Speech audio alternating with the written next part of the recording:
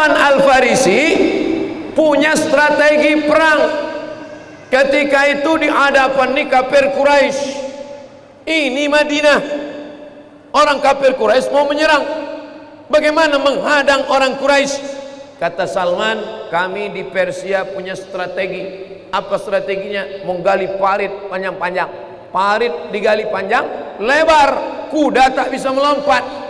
Parit yang digali panjang ini bahasa Arabnya khandak. Khandak.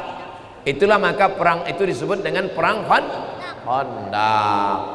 Nanti kalau pergi ke Madinah, dibawa bapak ibu ke tempat perang Khandak itu, pos tempat menjaga waktu menggali parit itu, pos-posnya itu didirikan masjid. Itulah yang disebut dengan Masjid Tujuh. Masjid Tujuh. Nanti dibawa ke Masjid Tujuh di Madinah. Dulu masjidnya memang 7, 1, 2, 3, 4, 5, 6. Yang ketujuh mana? Itulah dia Masjid Qiblatain, karena dekat dari situ. Lalu kemudian dijadikan menjadi satu, Masjid 6, tapi populer dengan nama Masjid 7. Menggali parit itu ide dari Salman Al-Farisi. Artinya apa? Islam tidak mengharamkan produk dari negeri kafir.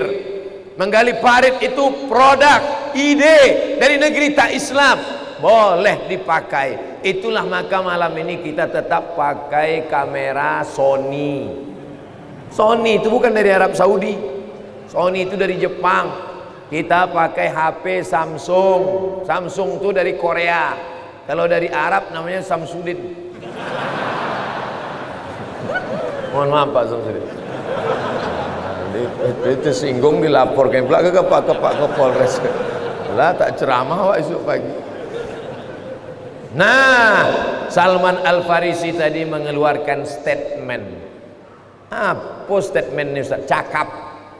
Cakap Nabi, hadis namanya. Cakap sahabat, khabar namanya. Cakap tabi'in, athar namanya. Kalau sunnah Ustaz, sunnah itu perbuatan yang diulang-ulang berkali-kali. Bahasa Arabnya sunnah. Kalau bahasa Inggrisnya tradition. Kalau bahasa kampung kami, tradition of Prophet Muhammad, peace be upon him. Kebiasaan Nabi yang berulang-ulang. Nabi pakai jubah, sunnah. Nabi pakai janggut, sunnah. Nabi pakai sorban, sunnah. Perbuatan Nabi yang diulang-ulang berkali-kali, sunnah, kebiasaan. Ada bapak setiap pagi merokok, setiap pagi merokok, maka merokok itu sunnah. Tapi bukan sunnah Nabi. Sunnah siapa? Sunnah bapak itulah. Kebiasaan yang diulang berkali-kali namanya sunnah. Nah, sudah bisa dibedakan antara yang 4 tadi, sunnah, hadis, khabar, asar. Yang kita kaji malam ini khabar. Memang senang kalau mengajar jamaah Tanjung Pinang, cerdas. Apa tak cerdas? Ikannya bergizi, makanannya gonggong.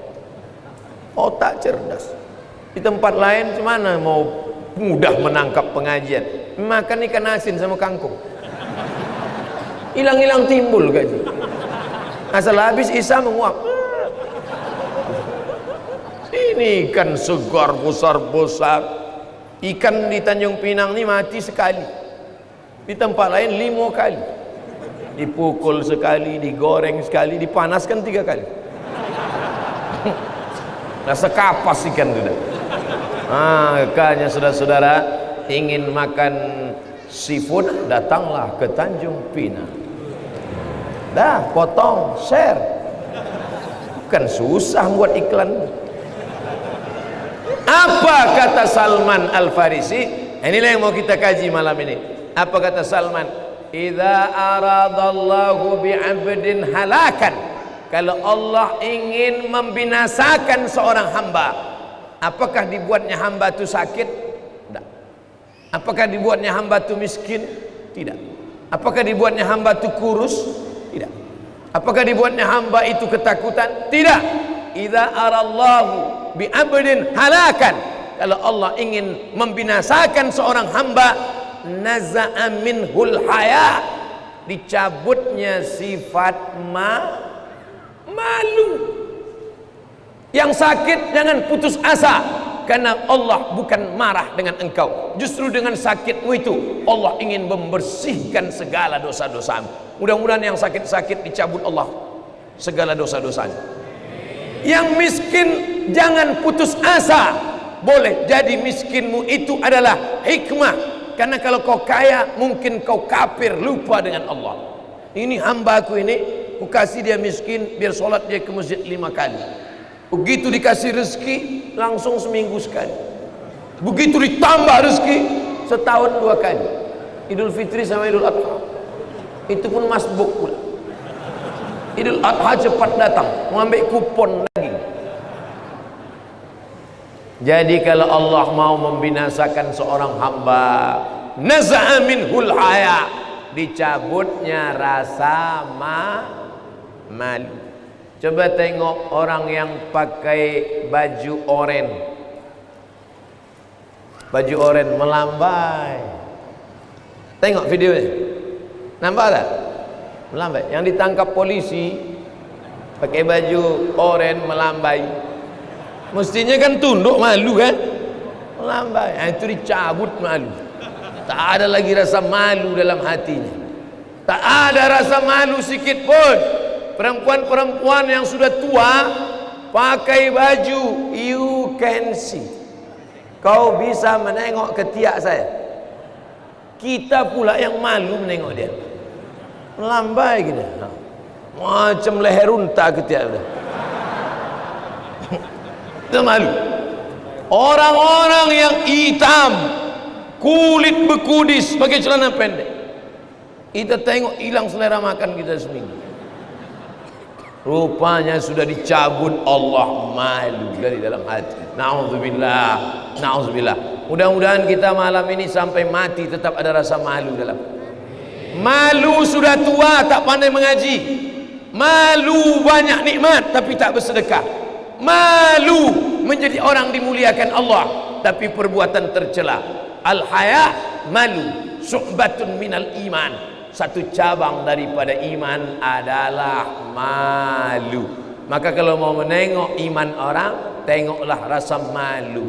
Ibu kenapa belum pakai jilbab? Malu Pak Ustadz, masih muda, nantilah udah agak-agak tua sikit. Bukan itu.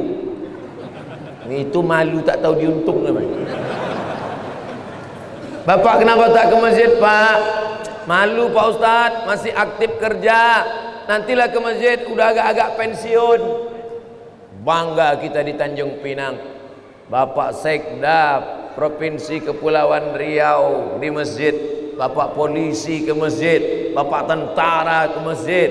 Maka mereka punya jabatan, punya kekuasaan. Kita yang tak punya seragam ini bangga melihat mereka datang ke masjid. Betul? Entah malam ni aja, entahlah. Ustaz ni ujung-ujungnya tak sedap kalau bercakap. Saya kan selalu ke Tanjung Pinang, ke Batam. Selalu saya tengok bapak-bapak polisi solat di masjid. Kami Pak, menengok bapak solat di masjid bangga kami. Ibu-ibu lagi bangga. Tunjuknya sama anaknya. Nak, tengok. Polisi ke masjid, tentara ke masjid. Ayah kau baru jadi satpam dah tak ke masjid. Bisa kita banggakan ke anak-anak kita. Oleh sebab itu malulah. Kalau sehat tak ke masjid, malulah. Kaki kuat tak melangkah ke masjid, malu. Tapi kalau Allah sudah mau membinasakan seorang hamba, naza'a minhul haya, dicabut Allah malu dari dalam hatinya. Idza naza'a minhul haya, kalau sudah dicabut Allah dari dalam hatinya, lam talqahu illa, maka akan kau dapati dia menjadi orang yang bagaimana? Dia akan menjadi orang muqitan mumaqqata, orang yang amat sangat dimurkai Allah Subhanahu wa taala. Malam ini kita sedang merenung sejenak. Jangan-jangan selama ini maluku sudah hilang. Kemaluan hilang tak apa-apa. Tapi kalau sampai malu hilang, tak malu kaya, tapi korupsi. Tak malu kaya makan Arab, tak malu kaya menganiaya orang lain.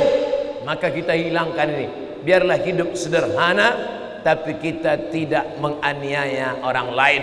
Biarlah kita nampaknya susah, tapi kita malu hutang keliling pinggang. Ini banyak nih orang sekarang, mobil mewah, rumah besar, semuanya utang. Di rumah tuh yang lunas bininya aja, lain utang. Itu pun karena Pak Kua bilang, Pak Kua boleh ini utang atau boleh? Aku nikahkan anakku dengan engkau dengan mahar sebentuk cincin emas, kredit. Andai boleh kredit juga bini dia. Rupanya kalau sudah dicabut malu, maka orang itu akan dimurkai Allah. Mudah-mudahan kita semuanya jauh dari murka Allah. Mudah-mudahan yang hadir malam ini tetap ada rasa malu dalam hatinya. Selesai pertama.